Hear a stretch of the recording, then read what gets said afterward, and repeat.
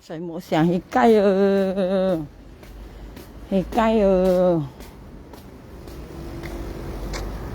佢要買好買麼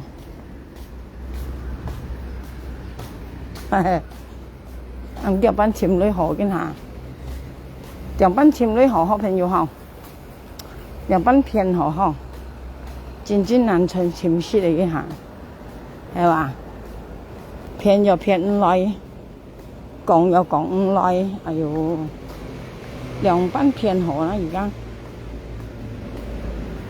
用乜咪方法嚟騙人lưới hồ嚟嘅下冇騙了下冇騙咯，冇人歸喎，見下。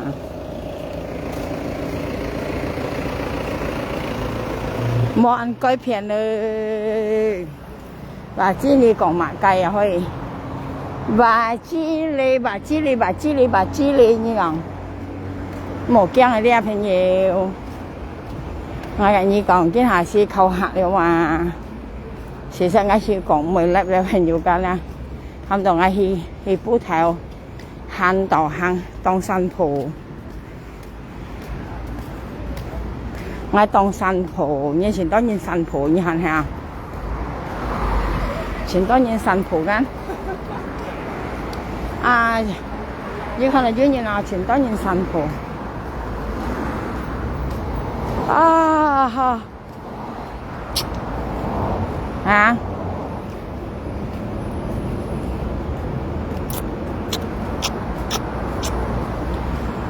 朋友咪好慢，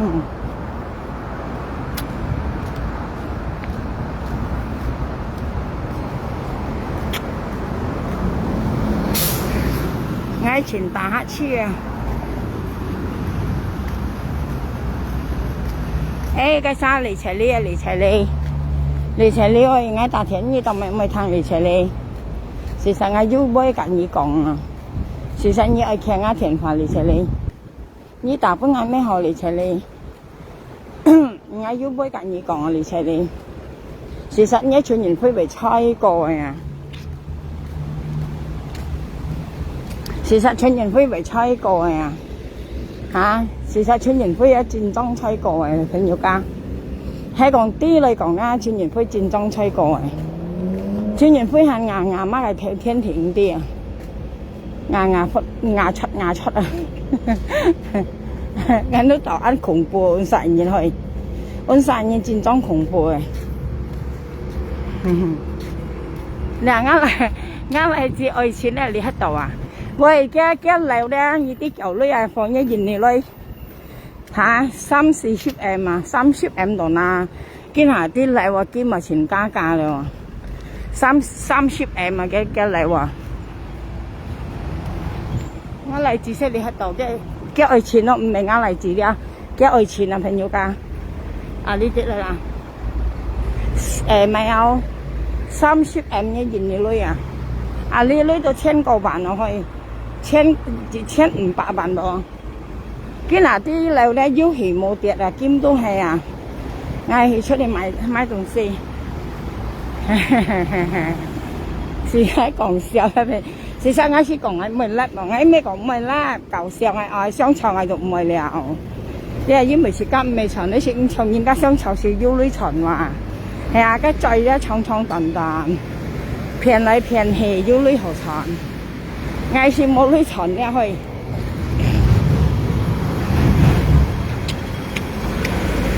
我是冇女場啊。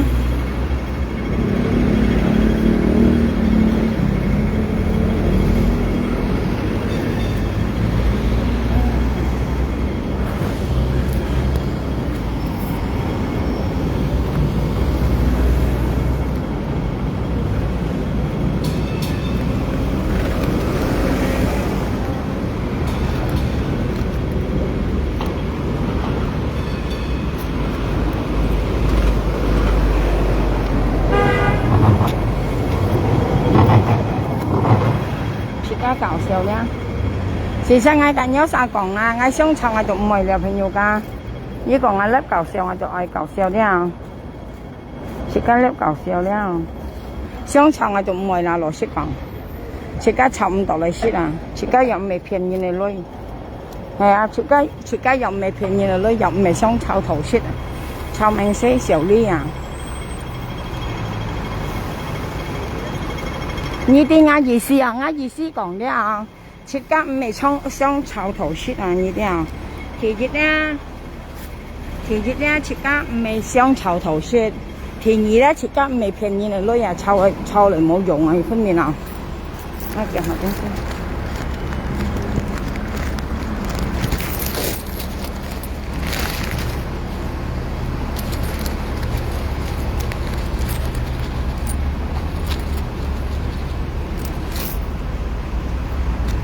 其實我愛簽我東西，我睇下先，我簽張單嚟抄下先。我簽張單嚟，我夾我東西去，等下來咧，我抄下來先，要等下抄咧下。哎呀，我簽下東西先，朋友家等下咧。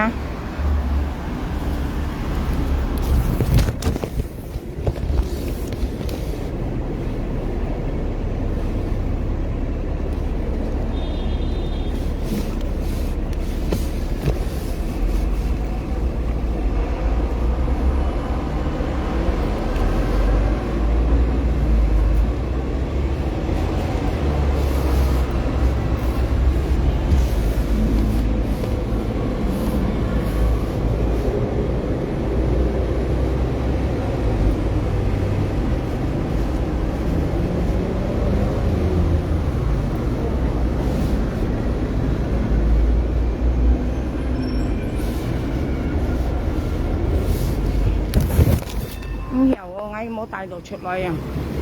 我冇帶到出來啊！本來我今日我上去交啱，咪有啱填飯女，記得帶出來啊！嚇！我是老實講，我朋友家我是冇感覺想炒了，因為咧切家唔係想炒頭食啊！你了，切家啲度家咪有答案係啊！切家啲度切家係答案了。啊！我知道人道你破壞嗌，呢啲啊我知道人道你破壞啱命生，啊我知道了，啊同埋咧我知道，要人家騙啊花仔女，講含香港嘅警察嘅印尼警察合作，啊我知道了，啊我總是有講到了呢啲啊。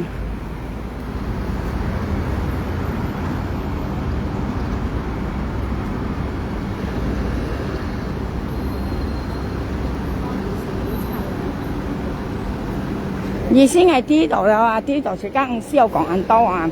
我知道啊，人道咧破壞啱命生係泥沙冚嘅。第二我知道要年嚟前年隔台灣嘅分鋪年，叫牙花姐女講揾印尼嘅警察，隔香港嘅警察合作，去作啱苗下兩個案件，啊我就知呢生死，啊呢都唔可能嘅呢啲朋友㗎，不可能啊！เนี่ยไม่เอายินนี่ฝาละปั้นเก่าหัก啊25可能嘅咧，但係佢跟騙人花仔，所以咧呢東西我知道了嚇，啊切家出夠了啊，你分面啊，啊切家出夠了呢啲啊，而且你基本上係扣唔到家嚟先，而且你家嚟啲啊家嚟費你咧，幾難係扣唔到。人道你嘛每下朋友間而家簽佢出來啊！按時候你本人家西諗住現西食家行我白家冇人冇隻，而家西家人道你出來啊！我係喊佢派啱名義啊！按冇上南物咧冇嘅東西用西落去。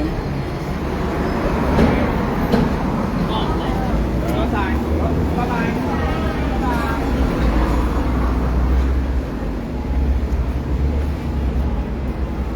我喊人道念派啱名字呢啲啊！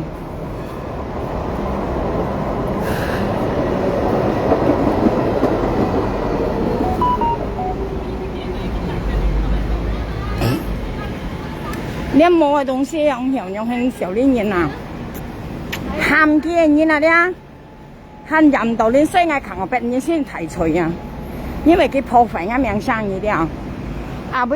bây giờ nhân ham dần đầu lên mà phô phải ngáp tiếng miệng sang係家最提除啊！呢啲啊，人道拎都冇人提除啊，喊見咩嗌人嘢最提除啊！跟你講，喊見咩嗌人最提除啊！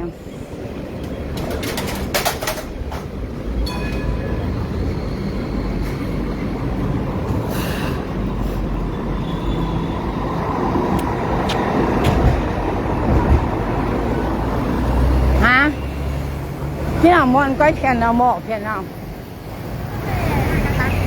冇人改片了，冇片了。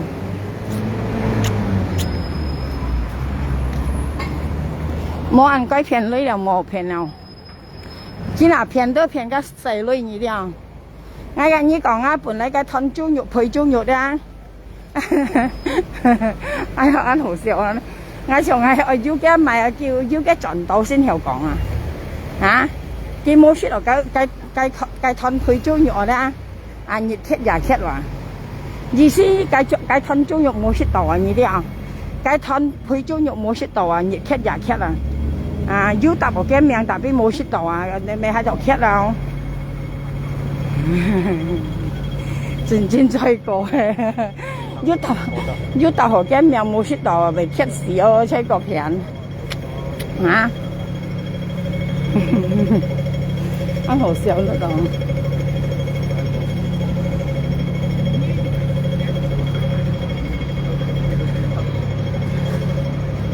要答我嘅名，冇識落個燉配豬肉呢啲啊。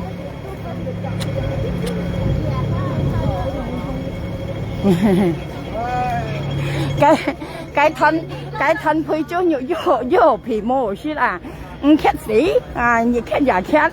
係搭我名就俾毛出嘅燉豬肉啊，為笑死啊！聽到，啊呢個很好笑，哎呀我正，40千唔得嘅，被本人拉啊！啊樣過馬路啊，被罰錢啊！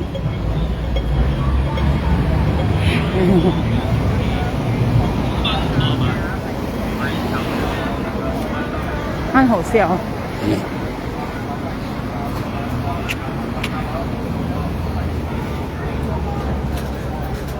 呢啲啊，見下嘅目的啊了，嘅目的啊，幾時垃圾嗌到啥呢啲？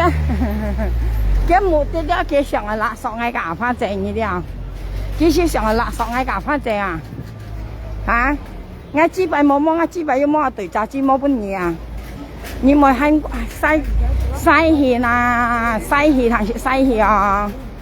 啊，幾時呢度答冇名？特別冇搬落嚟啊！呢啲啊冇搬落嚟啊！啲咩呢？到去到盡你垃圾嗌啊！夾翻正呢啲啊！嚇！搬到支幣冇嘢啊！咪多浪錢肉啦！咧又租嘅喎，搬落嘅10條啊，會食銀行。但到去到盡你講廢切㗎，一條嘅咩戰爭條時嘅咩冇揾嚟咧。啊，本來嗌咧，嗌拜年先咧係唔會啊，唔會出現啊。為咗硬咗啲小啲嘢，面皮被硬鋪嚟嘅，硬小塊嚟要用面皮鋪嚟嘅，戰爭鋪嚟嘅面皮啊，戰爭係一重子彈落啊鋪面皮。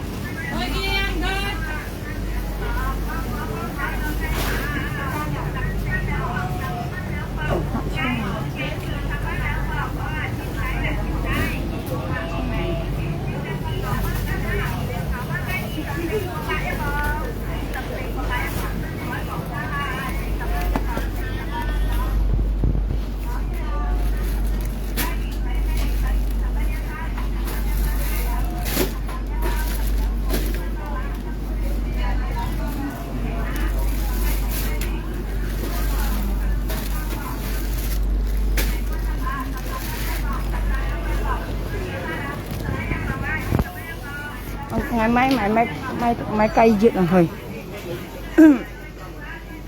cái面皮鋪落嚟嚇死人啊！唔啲小呢人嗬，係啊，前冇公係做嘅很便宜咩？西米菜嚇，啲人用係撬啊，啲啊豬撬係撬呢啲啊，後尾就攞命吹個片咧，跟用係時豬撬喎，時豬撬很有名聲啊，正宗自衰年嚟要嘅。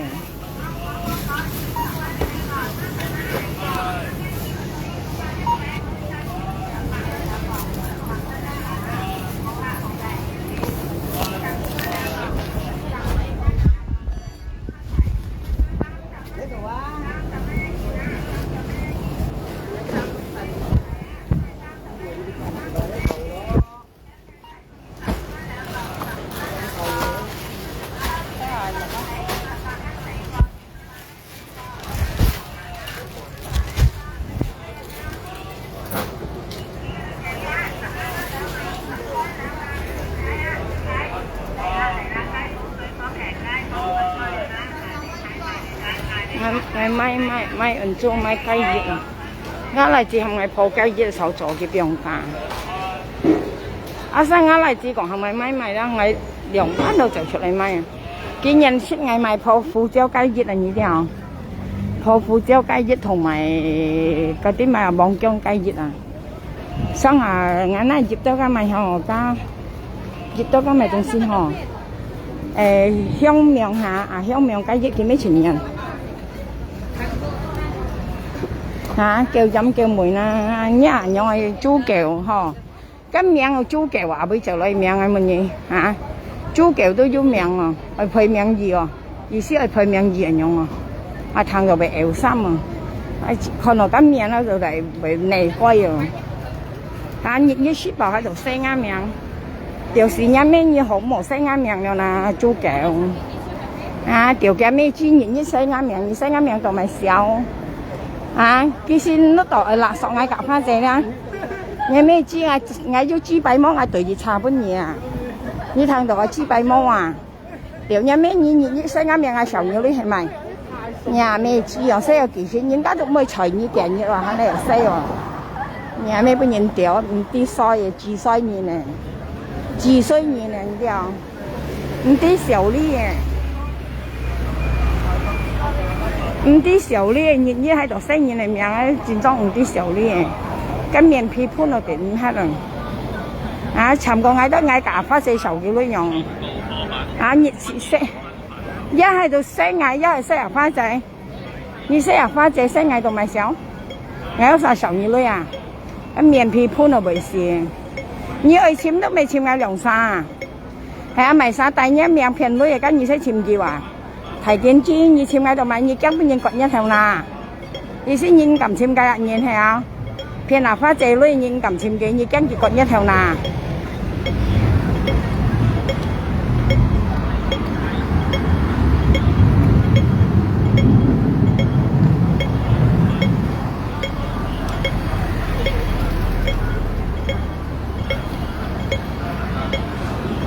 kiến cầm chim gạ phò đấy còn phiền phát chế còn kia phiền lui đấy à kiến cầm chim kia à kia điểm xây ngay cả phát chế như xây ngay cả phát chế đồ mày nè hả như xây ngay两沙đồ mày nè bật khong này như là xin kiến này cái sần kiến này nhất không gió xịt để mang ngày một như nhà nhất không gió à nhất mày nhất không gió xịt để mang như tao mày phải tiến xây ngay cả phát chế bật khong này như nè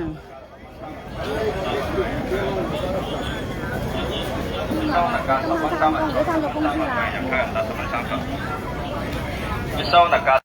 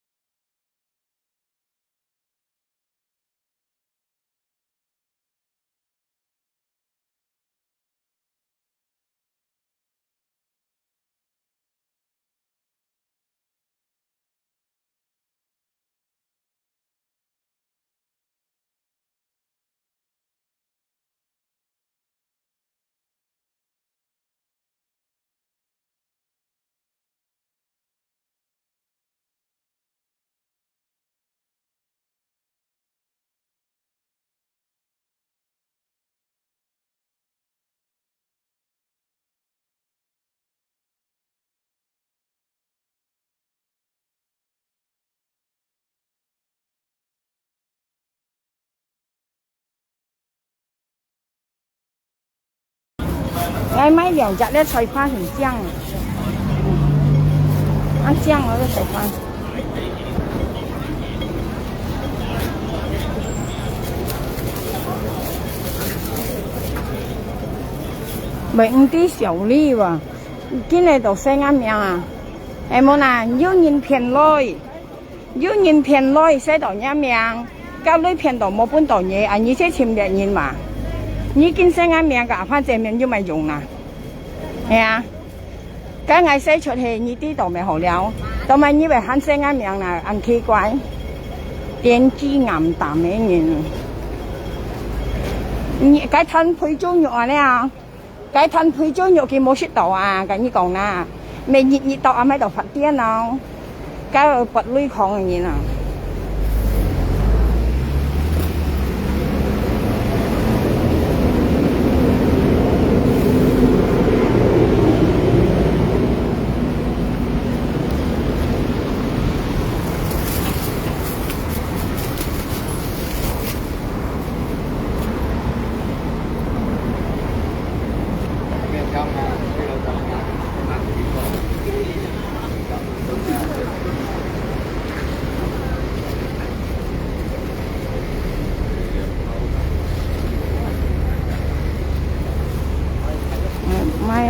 mày hành dụng trong tiền rồi